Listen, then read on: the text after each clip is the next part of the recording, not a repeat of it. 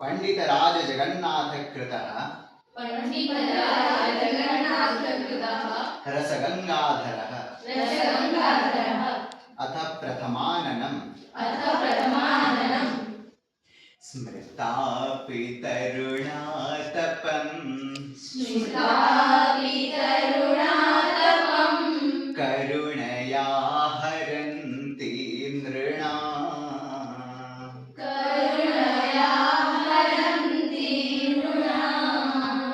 मभङ्गुरतनोत्विषाम्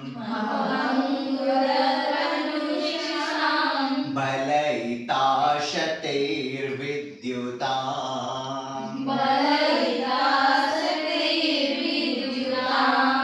कलिन्दनगनन्दिनी तटसुरद्रुमालम्बिनी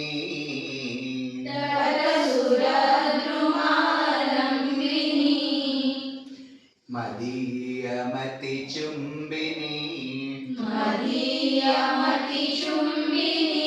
भवतु कापि कादम्बिनी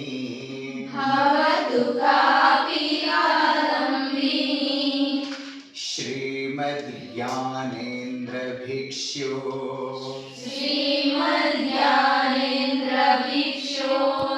रधिगत सकल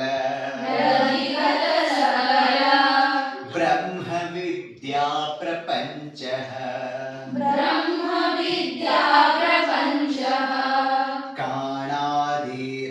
काणादिराक्ष्यपादी रपि गहनगिरो यो महेन्द्रादवेदी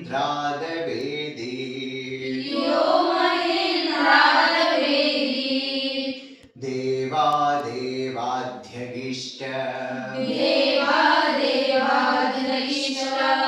स्मरहर नगरे शासनं जैमिनीयम्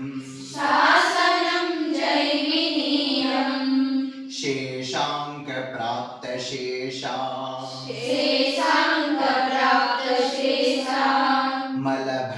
मलभणितिरभूत्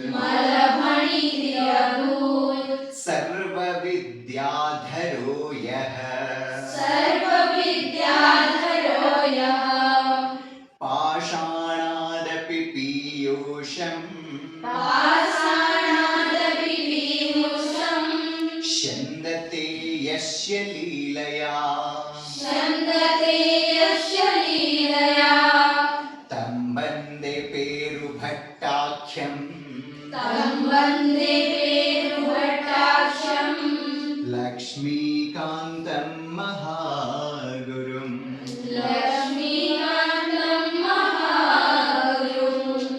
निमग्नेन क्लेशैर् मनन जलधेरन्तरुदरम्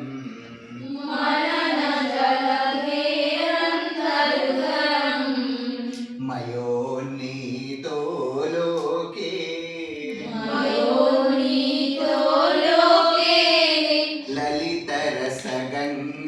ललितरसगङ्गाधरमणिः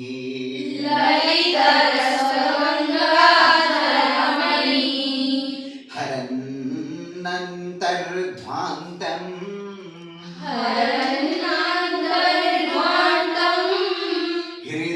हृदयमधिरूढो गुणवता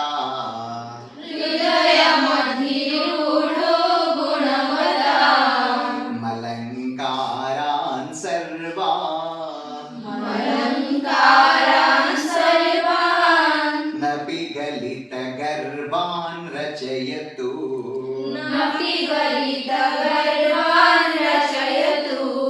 परिस्कुर्वन्त्वर्थान् सहृदयधुरीणः कतिपये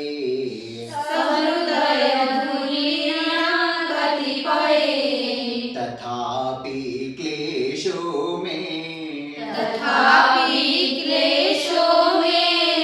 कथमपि गतार्थो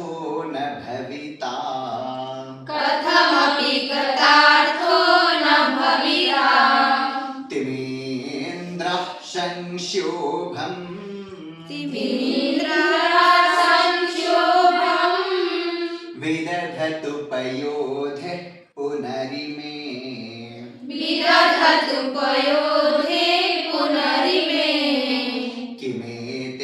किमेतेनायासो भवति विफलो मन्दरगिरे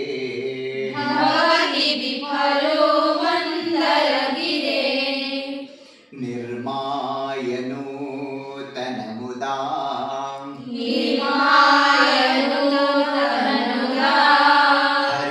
हरणानुरूपम् काव्यं मयात्र विहितं